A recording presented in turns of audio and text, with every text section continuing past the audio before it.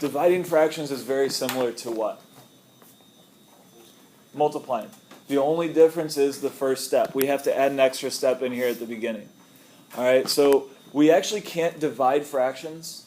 So what we're going to do is we're going to change the problem. We're going to rewrite the problem so that it's something that we can do. And so we're going to rewrite it as what? What kind of problem are we going to write it as? Aiden just said it. Multiplication. So we're going to rewrite the division problem as multiplication.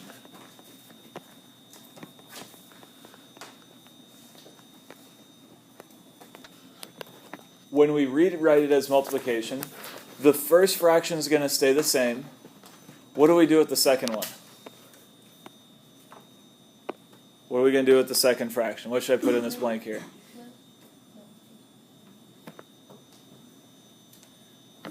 One of you guys told me this yesterday. The first fraction stays the same. What do we do with the second one? We flip it. Okay, now who can tell me what the math term is for flipping a fraction? Anybody know? Starts with an R. Reciprocal. Reciprocal. So in this first step here, we're going to change the problem to a multiplication problem by keeping the first fraction the same and flipping the second one. Now this first step here, a lot of us know this as, what was the acronym we used yesterday? KFC. So the K stands for what? Keep. So we keep the first one the same. The F stands for what? Flip. And then the C stands for change. What are we changing? Division to multiplication. So we're changing the operation. Okay? So that first step is what we might call KFC. All right, so that's an easy way to remember the first step. Once we do that, now it's a multiplication problem. So what are the rest of the steps going to look like? Since it's a multiplication problem now. Exactly the same as multiplication. If you look at your steps for multiplying fractions, the first step says reduce any numerator with any denominator. That's the same as the step for division. It's just going to be the second step instead of the first. So reduce any numerator with any denominator.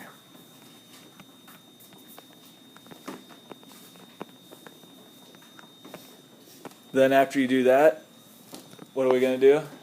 Multiply what? It's on your paper, guys, under the multiplying notes. Multiply numerators together.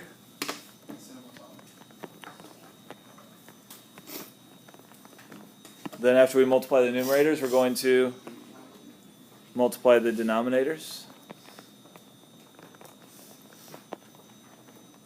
And then after we do that, simplify. Now, this last step here, there's a good chance that you won't have to do it. Because if you do step number 2 correctly and completely, then you won't have to simplify in the end. Okay, if you reduce all the numerators with all the denominators that are possible before you multiply them out, then you won't have to simplify at the end. All right? Now, if you forget something in this step, if you leave something out or you choose not to do that step, then you're going to have to simplify at the end. First example, we have 2/3 divided by 5/7. So the first step is the KFC step. So what am I going to do here? I'm going to rewrite the problem. What does the K stand for? What does the K stand for? Keep. So what are we going to keep the same? The 2/3. Okay, so we keep the 2/3. What does the F stand for? Flip. What are we going to flip? The 5/7. So we get 7/5. And then what does the C stand for? Change. What are we going to change? We're going to change the operation. We're going to change it from division to multiplication. All right, so there's the first step. Second step, which is the first thing we do when we multiply fractions, because that's what we're doing now, is to reduce any numerator with any denominator. All right, so can I reduce the 2 or the 7 with the 3 or the 5? Can I reduce either of these numerators with either of these denominators? No. So we move on. Next step says we multiply numerators. What's 2 times 7? 14. Okay, that one was easy. Next step says we multiply denominators. What's 3 times 5? 15. Next step says we need to simplify. Just check to make sure, even though we already tried to simplify before we multiplied, is there anything that goes into 14 that also goes into 15? No. So that's your answer. Next example, we have 6/7 divided by 9. Now we've seen an example like this before where we have a whole number instead of a fraction. But when we're doing operations with fractions, it's easier if they're both fractions. So what can I do to make this a fraction, Levante? Put a 1 under it. All right, so instead of 9, we can just make it 9 over 1. All right, so now, first step, KFC. What are we going to keep? 6/7, okay. What are we going to flip? 6 over 1. That's a 9 over 1. Okay, we're going to flip the 9 over 1, and it's going to be 1 over 9. Okay, and then we're going to change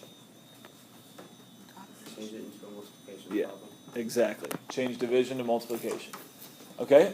So we've got the first step. Now the second step, we want to reduce if we can. Is there anything in the top, the 6, well really the 6 is the only choice because the 1 cannot reduce. So can the 6 reduce with either the 7 or the 9? Yes. Which one? The 6 and the 9, right? What goes into 6 that also goes into 9? 3. What's 6 divided by 3? What's 9 divided by 3? 3.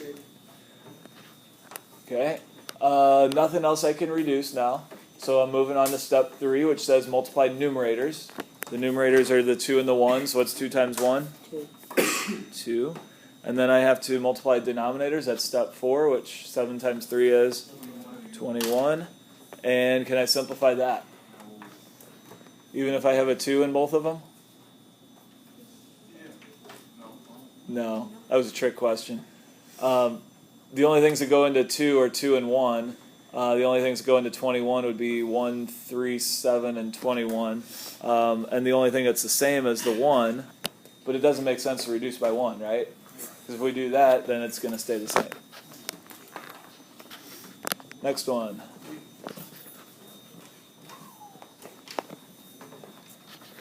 So we have 66 over 35 divided by 6/7.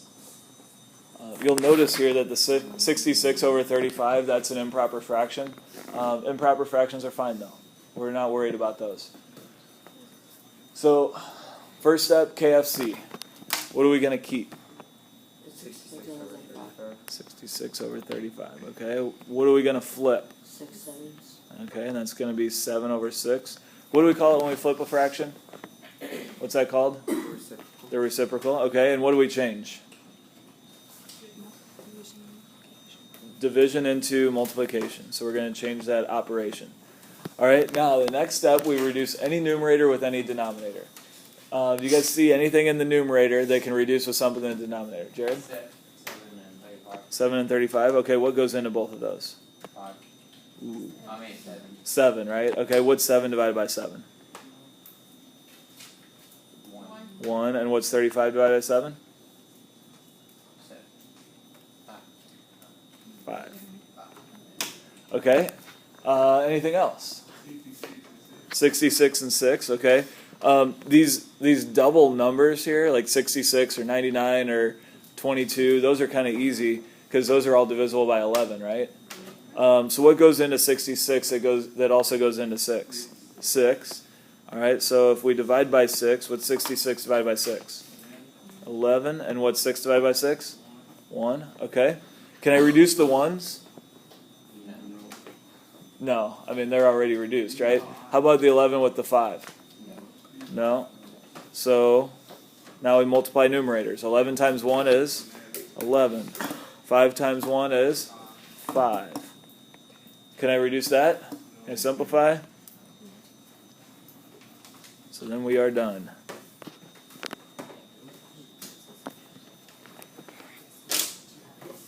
Now, this problem looks a little different, doesn't it?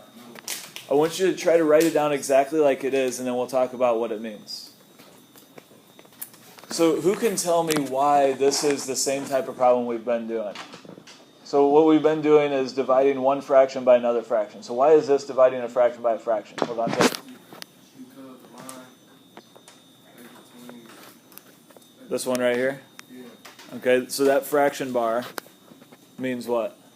Indeed. Exactly. So what this means is we're taking 3/4 divided by 6/7. All right, so we could rewrite this like this. 3/4 That's exactly what we've been doing. divided by 6/7. All right, this means the same thing. It's just written in a different way. So we're taking 3/4, which is on top of the fraction, divided by 6/7, which is on the bottom of the fraction. There's a lot of division going on here because the 3/4 itself, just this fraction by itself, means 3 divided by 4. And this fraction right here means 6 divided by 7. And then we're going to take the 3/4 divided by the 6/7. Okay, but when we rewrite it like this, it turns into a problem just like what we've been doing. All right, so go ahead and rewrite that. And then we're going to do the first step. So the first step is the KFC step. So what are we going to keep? 3/4. Okay, so I'm going to put an equal sign here. We always want to put equal signs between our steps to show that we're moving on to another step and that it's going to be the equal to the step before it. So we're going to keep the 3/4 the same. What are we going to flip? The 6/7 to make it 7/6. And what are we going to change? Division to multiplication. All right, then we'll reduce if we can. Is there anything in the numerators that'll reduce with anything in the denominators? The 3 and the 6, okay. What goes into 3 that also goes into 6? 2 doesn't go into 3. 3 does though, right? So what's 3 divided by 3? 1. What's 6 divided by 3? 2. Okay, is there anything else? How about the 4 with the 2? Can I reduce that? Why not? They're both in the denominator. Remember, it's any numerator with any denominator. It has to be something on top with something on the bottom.